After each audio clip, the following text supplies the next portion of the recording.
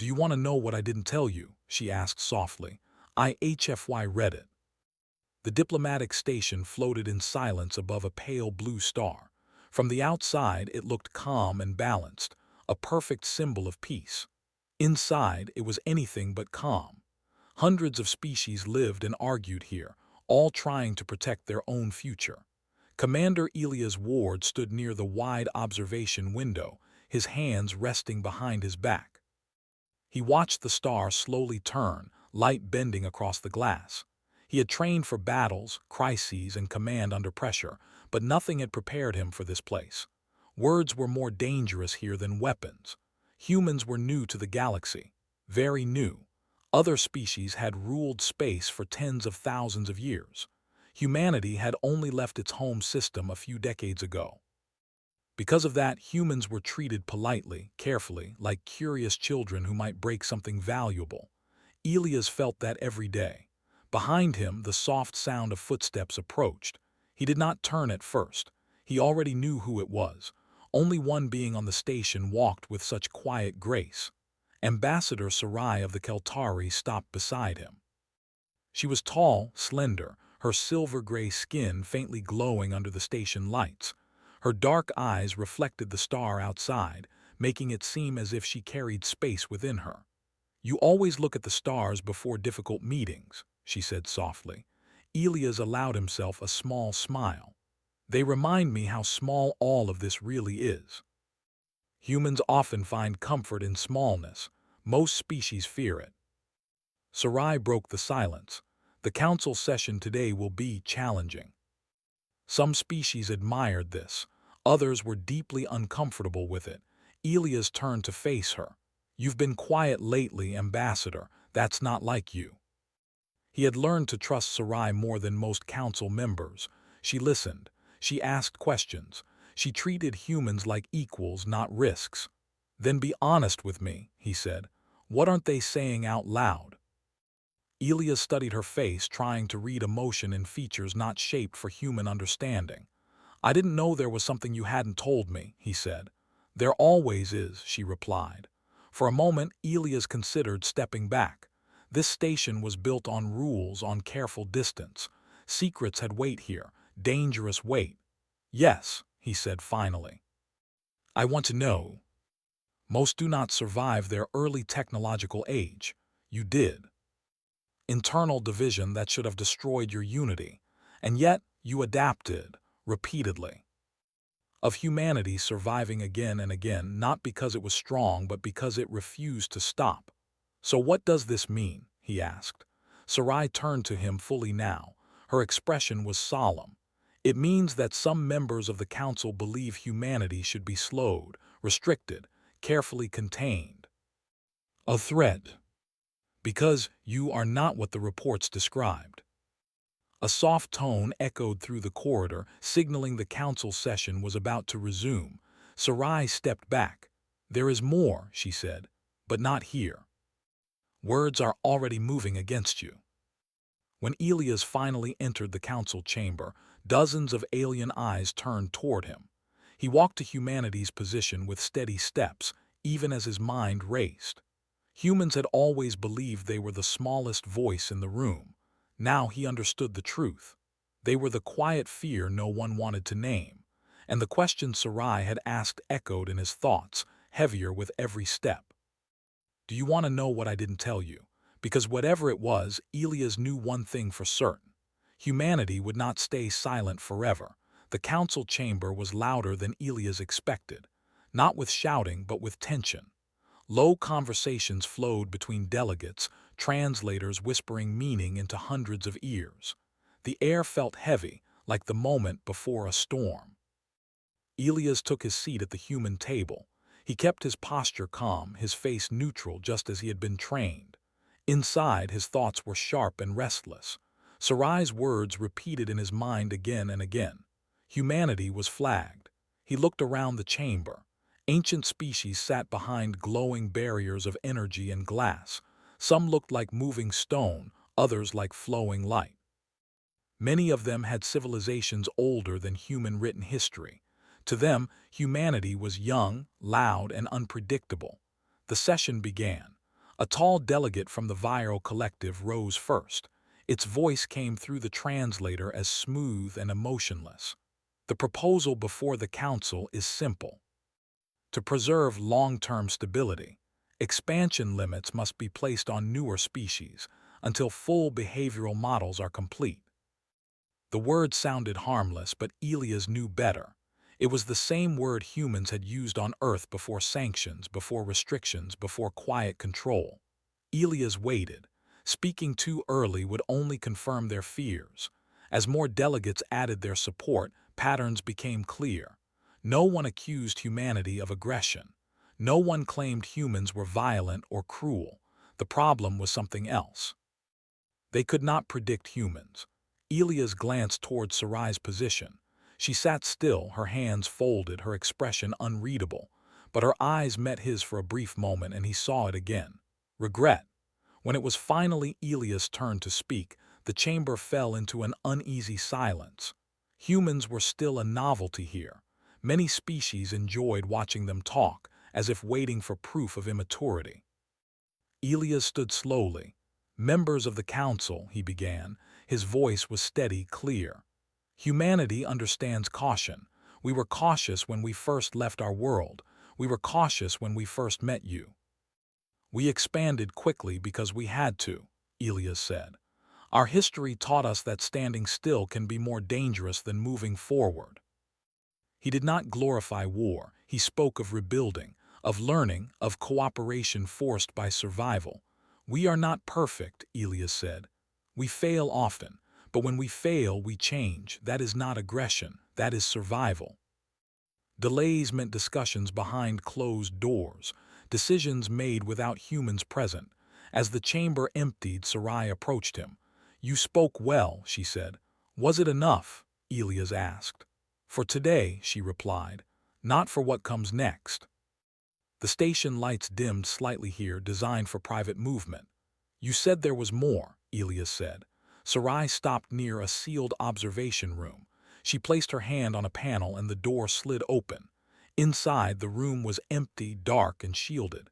She waited until the door closed behind them. "What I am about to tell you," Sarai said, "is not council knowledge. It is classified among my people." "You've been watching us longer than first contact," he said. "Yes," Sarai admitted. "Long enough to see patterns you do not see yourselves. You evolve socially, technologically, emotionally. Something the galaxy could not control." Sarai looked at the display, then shut it off. Darkness filled the room, broken only by faint starlight. "I believe humanity is not the same," she said. "You do not seek dominance. You seek survival with meaning. We're just trying to find our place. This trust may cost me. Who we become when we are pushed." And somewhere in the station's depths, decisions were already forming that would force humanity to answer a question it had faced many times before. Not whether it could survive, but how boldly it would choose to live.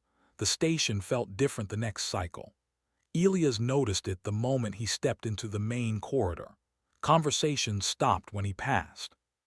Some delegates watched him with open curiosity. Others avoided his eyes completely. Word had spread. The vote delay was not just a pause. It was a signal. Something was changing, and no one knew which way it would fall. Elias walked toward the communications wing. He had slept little. His message to Earth had been sent through multiple secure layers. Now he waited for a response, knowing that whatever humanity chose to do next would define its place in the galaxy. Inside the communications chamber, the human delegation had gathered.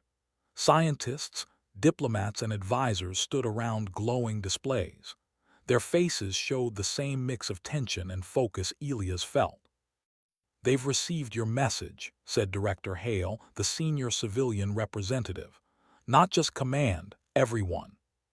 Not filtered, not polished, the truth of who we are." An engineer explaining how a failed project led to a breakthrough that saved millions. A teacher talking about teaching children during a long planetary blackout, using only stories and hope. Then came older records, humanity's darkest times and brightest recoveries, evidence of mistakes, regret, and growth. proof that humans did not hide their failures. They learned from them. Elias watched the streams fill the displays. This was humanity, unarmored and honest. Sarai arrived quietly, standing beside him as the data flowed. "You are showing them weakness," she said. "No," Elias replied. "We're showing them reality." The council reconvened sooner than expected. The chamber was full, tense. Even the ancient species seemed unsettled, as if they sensed something they had not planned for. Elias stood when called. "Members of the council," he said, "you fear what you cannot predict. That is reasonable. We fear the same." Not dramatic speeches, not heroic music, just simple records of people facing impossible odds and choosing to keep going together. "This is what you are trying to limit," Elias said. "Not our expansion, our nature. When humans are pushed, we do not become monsters, we become cooperative. When systems fail, we build new ones. When rules break us, we rewrite them. You admit you change under pressure. That is dangerous." The Keltari observed humanity for generations. We labeled them unstable because they did not remain the same. "Ambassador Sarai, you exceed your mandate." The vote was called again. This time the proposal failed, not by a wide margin, but enough. Humanity's expansion would not be restricted. The chamber erupted into controlled chaos. Delegates argued. Alliances whispered urgently. Ancient plans unraveled. Sarai exhaled slowly. She had crossed a line that could not be uncrossed. Later, in the quiet of the observation deck, Elias and Sarai stood together once more. "You risked everything," Elias said. "Yes," Sarai replied, "and so did you." "You reminded the galaxy what growth looks like," she corrected. Outside, ships moved through space, unaware of how close history had come to changing direction. For the first time, humanity was not seen as the youngest species. They were seen as a mirror, and many did not like what they saw reflected back, but some did. And that was enough to change everything. The station had returned to its normal rhythm, but the quiet felt different now. Elias knew the council was still watching. Some species were openly wary, others pretended nothing had changed. But the ripple of uncertainty was impossible to hide. Humanity had left a mark, and the galaxy would feel it for years. Elias walked down the corridor toward the observation deck, where Sarai waited. Her silhouette was framed against the deep blue of the star, calm as ever. Yet Elias sensed tension beneath her usual composure. "You changed more than just the vote," she said softly as he approached. "We showed them who we are," Elias replied. "Nothing more. You reminded them of what they lost. Lifeless." It was unexpected, not a formal report but a flood of messages. Personal accounts, records of struggle and triumph, acts of kindness in the face of impossible odds. Humanity was sending its soul to the stars, and it was louder than any weapon. Elias watched, absorbed. The messages were simple, honest, and powerful. Each story reminded him why humans never truly feared the unknown. They met it, adapted, and moved forward together. A message caught his attention, a short video of a group of children on a small colony world, teaching each other math and science from salvaged books, laughing as they solved problems together. Elias felt a rare warmth. This was the essence of humanity, unpolished and unafraid. Sarai stood beside him silently. She did not need words. The display spoke enough. "They are not just a species," she said finally. "They are a force, not of domination but of transformation. And in doing so, you remind everyone that survival is more than existing. It is choosing to grow, to connect, to defy limits imposed by fear." Elias turned to Sarai. "What now? They can't stop us, but some of them will never trust us. That is more powerful than any law or limit. I remember what my people once were capable of, and I see that you may yet show the galaxy a better way." Elias knew the coalition that had sought to limit humanity's growth would not vanish. Some delegates would still resist, some would plot. But now they faced a species that had already proven it could survive anything, and grow stronger in the process. The observation deck door slid open behind him. More humans had come, advisors, scientists, and diplomats, drawn by the stories being sent across the galaxy. They looked at him expectantly, ready for direction, but Elias found he did not need to speak. The truth of who they were spoke louder than any speech. "You've shown them," one of the young diplomats said, her voice tinged with awe. "What we can do." "No, they've shown themselves. We just reminded them." Every choice, every act of courage, every act of kindness changes the galaxy in ways they cannot always control. We explore, we build, we connect. We show them that being human is more than surviving, it is thriving. Humanity had performed not with violence, but with courage, with integrity, and with the willingness to be seen as they truly were. The star shifted in the sky. The light painted the observation deck in soft hues, and Elias understood something fundamental. The galaxy did not invite humans to join. It had waited quietly to see if they would prove themselves worthy. And humanity had done more than that. They had reminded everyone what life could be if lived without fear of failure. Sarai placed a hand on the glass, almost as if feeling the pulse of the galaxy itself. "You are not just the youngest species here. You are the one that changes futures simply by existing." They had stood in a chamber full of ancient powers and told a story of perseverance, of resilience, and of hope. And it had worked. "Then we keep moving forward," he said. "Not because we must, but because we can, and because we choose to." They could bend expectations, challenge stagnation, and spark change in ways no one had predicted. Sarai glanced at him, her expression a mix of pride and something deeper, a reflection of what she had almost forgotten her people could feel. "You remind us all what we can be, if we dare." Humanity had delivered strength, but in a form no one had anticipated. Strength born of cooperation, resilience, and courage. Strength born of being human. The Council would recover, alliances would adjust, and some would continue to fear humanity. But they could not deny the truth. Humans were alive, adaptable, and unstoppable, not in violence but in determination and ingenuity. Elias turned to Sarai one last time. "We didn't just survive today, we proved something." Humanity had many challenges ahead, but the first, most vital truth had been established. They would live, they would grow, and they would inspire not by conquest but by example. The stars stretched endlessly above, and Elias understood that the galaxy was no longer waiting. Humanity had arrived, not quietly, not timidly, but fully, bravely, and with the capacity to change everything it touched. Sarai placed her hand lightly on his shoulder. "Do you understand now?" The future was uncertain. The galaxy would continue to test them. But for the first time, humans had proven that no test was beyond their reach. And in that, they had changed everything.